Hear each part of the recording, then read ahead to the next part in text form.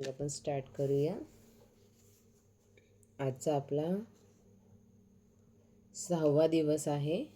प्रथम आपल्याला मिळालेल्या 10 गोष्टींसाठी आभार मानायचे आहेत. आणि आजचं जे सूत्र आहे किंवा जो पॉईंट आहे, कामाच्या ठिकाणी घडणारी जादू. कोणतंही एखादं काम, एखादी कला, एखादी विद्याशाखा, एखादं कौशल्य तुम्ही हातात घेतलं तर त्या क्षेत्रामध्ये अगदी टोकापर्यंत जा. काम करता येईल तेवढं काम करा. त्यामध्ये आत्तापर्यंत जेवढं काम झालं ते सीमेच्या पलीकडे जा. सीमांनाही पार करा आणि या प्रयत्नात तुम्ही स्वतःला जादूच्या प्रांतात कधी घेऊन जाल हे तुम्हाला सुद्धा कळणार नाही. अतिशय गरिबीत जन्माला आलेली व्यक्ती शून्यापासून सुरुवात करते. थोडंफार शिक्षण असतं, पण राष्ट्राध्यक्ष बनते किंवा सार्वजनिक क्षेत्रातील सुप्रसिद्ध व्यक्ती बनते किंवा स्वतःचं साम्राज्य निर्माण करते आणि जगातल्या धनवान व्यक्तीमधील एक व्यक्ती बनते. हे कसं घडू शकतं? 2 व्यक्ती एकाच वेळी कारकिर्दीला सुरुवात करतात. एकाची कारकीर्द यशाकडून आणखी यशाकडे आणि चढत्या क्रमाने सुरू राहते, तर दुसरी व्यक्ती, ती किंवा तो कितीही प्रयत्न केले तरी तिथल्या तिथंच राहतात. अगदी थोडेफार यश त्यांच्या पदरी पडतं. असं कसं घडू शकतं? तर यशापर्यंत पोहोचण्याविना दुवा असतो तो कृतज्ञता. आकर्षणाच्या सिद्धांतानुसार यशाला तुमच्याकडे आकर्षित करायचं असेल तर तुमच्याकडे जे आहे त्याबद्दल कृतज्ञता बाळगायला हवी. म्हणूनच कृतज्ञतेशिवाय कायमस्वरूपी यश मिळणं अशक्य आहे. तुमच्या कामात, नोकरी, व्यवसायात यश मिळवण्यासाठी किंवा चांगल्या गोष्टींमध्ये वाढ होण्यासाठी, म्हणजे निरनिराळ्या संधी उपलब्ध होण्यासाठी, बढती मिळण्यासाठी, पैसा मिळण्यासाठी, चमकदार कल्पनांसाठी, प्रेरणा मिळण्यासाठी, तुमच्या कामाची योग्यता ओळखण्यासाठी, तुमचे कौतुक होण्यासाठी, तुम्हाला तुमच्या कामाबद्दल, नोकरी व्यवसायाबद्दल कृतज्ञता बाळगणं अत्यंत आवश्यक आहे. तुम्ही जेवढे कृतज्ञ राहाल तेवढी कृतज्ञता राहण्यासाठी, कारण तुम्हाला अधिकाधिक मिळू लागेल. आत्तापर्यंत तुमच्या लक्षात आलं असेल की तुम्हाला आयुष्यात कोणत्याही गोष्टीत वाढ व्हावी वाटत असेल तर तुमच्याकडे ते आधीच आहे. जेवढं आहे त्याबद्दल कृतज्ञता बाळगणं आवश्यक आहे. ज्याला कृतज्ञता आहे त्याला आणखी दिलं जाईल. त्याच्याकडे किंवा तिच्याकडे ते मुबलक प्रमाणात उपलब्ध होईल. ज्याला कृतज्ञता नाही त्याच्याकडून किंवा तिच्याकडून ते आहे ते सुद्धा काढून घेतलं जाईल.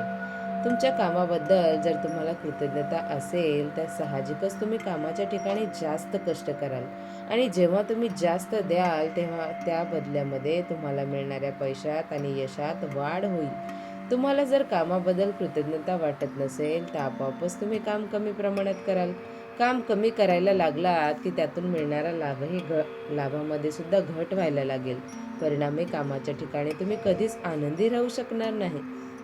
तुम्ही जेवढं योगदान कामाच्या ठिकाणी देणं अपेक्षित आहे ते तुम्ही कधीच देऊ शकणार नाही.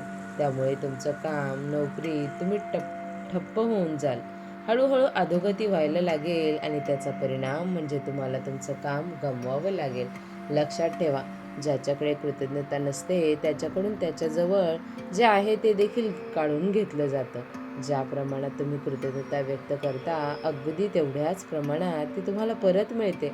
त्यामुळे ज्या प्रमाणात तुम्ही कृतज्ञता व्यक्त करता त्या बदल्यात जे काही तुम्हाला मिळणार आहे त्यावर तुम्हीच नियंत्रण ठेवता. तुम्ही जर एखाद्या उद्योग व्यवसायाचे मालक असाल तर तुम्ही ज्या प्रमाणात कृतज्ञता व्यक्त करता त्यानुसार त्यात वाढ किंवा घट होते. तुम्ही जेवढं जास्त तुमच्या व्यवसायामध्ये ग्राहकांबरोबर, तुमच्या कर्मचाऱ्यांबरोबर कृतज्ञतेने वागाल तेवढी तुमच्या व्यवसायाची जोरात वाढ आणि भरभराट होईल. व्यवसाय मालकांनी कृतज्ञ राहण्याचं थांबवलं आणि कृतज्ञतेची जागा चिंतेनं घेतली की त्याच्या व्यवसायाची पिछेहाट सुरू होते. तुम्ही जर आई वडील असाल, तुमच्या मुलांची काळजी घेणं, घर चालवणं हे जर तुमचं काम असेल तर तुमच्या जीवनाच्या कालखंडात कोणत्याही बाबींसाठी कृतज्ञता व्यक्त करायची याचा विचार करा. कारण जीवनात अशी संधी एकदाच येत असते आणि जर तुम्ही यावेळी कृतज्ञ राहू शकला तर तुम्हाला आणखी आधार, आणखी मदत, आणखी सुंदर क्षण, आणखी आनंद अनुभवायला मिळेल. जसं असेल तसं पण तुमच्या कामावर प्रेम करा. कामावर जाण्यात उत्साह, उत्कंठा वाढू द्या. या बाबतीत कोणतीही तडजोड करू नका. तुम्हाला जर सध्याच्या कामाबद्दल आस्था वाटत नसेल किंवा तुम्हाला हवं तसं तुमच्या स्वप्नातल्यासारखं नसेल, तरीही तुमच्या स्वप्नातलं काम मिळवण्यासाठी सध्याचं जे तुमचं काम आहे त्याबद्दल तुम्ही कृतज्ञ राहणं आवश्यक आहे. आज तुम्ही अशी कल्पना करा की एक अदृश्य व्यवस्थापक आहे आणि तुमच्या कामाविषयी तुमच्या मनात जे विचार किंवा ज्या भावना येतात त्यांची नोंद ठेवणं हे त्यांचं काम आहे. हा व्यवस्थापक आज तुम्ही जिथं जिथं जाल तिथं तिथं तुमच्या मागे पेन आणि वही घेऊन येणार आहे. अशी कल्पना करा. कामाच्या ठिकाणी ज्या ज्या वेळी तुम्हाला एखाद्या गोष्टीबद्दल कृतज्ञता व्यक्त करावीशी वाटेल, तेव्हा तेव्हा व्यवस्थापक त्यांची नोंद करून ठेवेल. आता तुमचं काम आहे की दिवसभरात तुम्हाला कृतज्ञता वाटेल अशा जास्तीत जास्त गोष्टींचा शोध घ्यायचा आहे, जेणेकरून व्यवस्थापकाकडे तुम्हाला कशा कशाबद्दल कृतज्ञता वाटते याची एक लांबलचक यादी तयार होईल. ही यादी जेवढी मोठी तेवढा तुमचा अदृश्य व्यवस्थापक तुमच्या पैशांमध्ये, कामामध्ये, यशामध्ये, संधीमध्ये, आनंदामध्ये आणि परिपूर्णतेमध्ये अधिक जादू घडवून आणेल. कामाच्या ठिकाणी तुम्हाला कशा कशाबद्दल कृतज्ञता वाटू शकेल अशा सगळ्या गोष्टींचा विचार करा.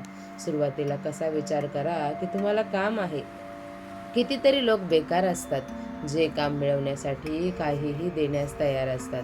वेळेची बचत करणारी फोन, प्रिंटर, इंटरनेट, संगणक यासारखी साधनं तुमच्या सेवेला उपलब्ध आहेत.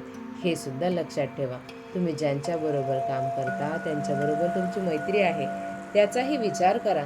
स्वागतिका, सहाय्यक, द्वारपाल, मालवाहतूकदार यांसारख्या अनेक जणांमुळे तुम्हाला काम करणं सोपं जातं. हे सुद्धा लक्षात घ्या. तुम्हाला जेव्हा पगाराचा चेक हातात मिळतो तेव्हा किती आनंद होतो तेही आठवून बघा. कामाच्या ठिकाणी अशा गोष्टी मनात आणा की ज्या तुमच्या आवडीच्या आहेत आणि त्या करणं तुम्हाला खूप आवडतं. तुमच्या अदृश्य व्यवस्थापकाला तुम्हाला ज्या प्रत्येक गोष्टीबद्दल कृतज्ञता वाटली त्याची नोंद करायला लावा. त्यासाठी म्हणा, मी यासाठी खूप कृतज्ञ आहे असं लिहिलेलं आहे का ते पहा.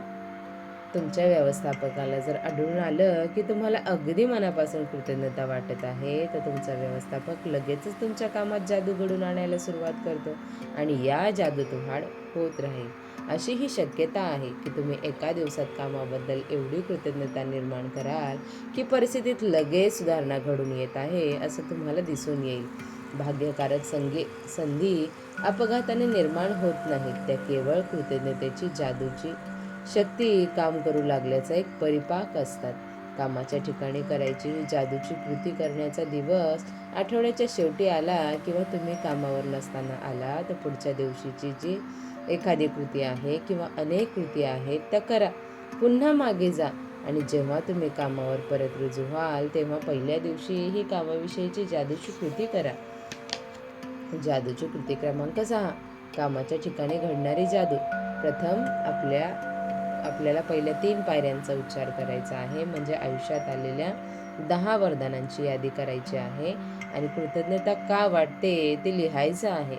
तुमची यादी पुन्हा वाचा आणि प्रत्येक वरदानाच्या शेवटी आभारी आहे किंवा धन्यवाद असं 3 वेळा लिहा आणि त्या वरदानांबद्दल जेवढी शक्य असेल तेवढी कृतज्ञता व्यक्त करा.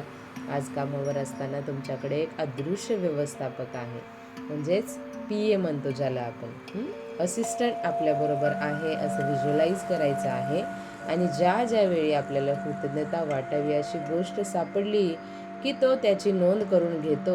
हे तुमचं आजचं काम एवढंच आहे आणि तुम्हाला कृतज्ञता वाटू शकते अशा जास्तीत जास्त गोष्टींचा शोध घ्यायचा आहे. कृतज्ञता वाटण्यासारखं काही सापडलं की व्यवस्थापकाने त्याची नोंद केली आहे ना हे पहा. त्यासाठी म्हणा, मी कशासाठी इतका कृतज्ञ आहे आणि जास्तीत जास्त कृतज्ञता वाटू द्या. आज रात्री झोपी जाण्यापूर्वी आपला जो मॅजिकल स्टोन आहे, दगड आहे, तो हातामध्ये घ्यायचा आहे आणि दिवसभरामध्ये घडलेल्या चांगल्या गोष्टीसाठी आभारी आहे हे जादूचे शब्द म्हणायचे आहेत. उद्याची कृती आहे नकारात्मक विचार नाकारणारी जादू.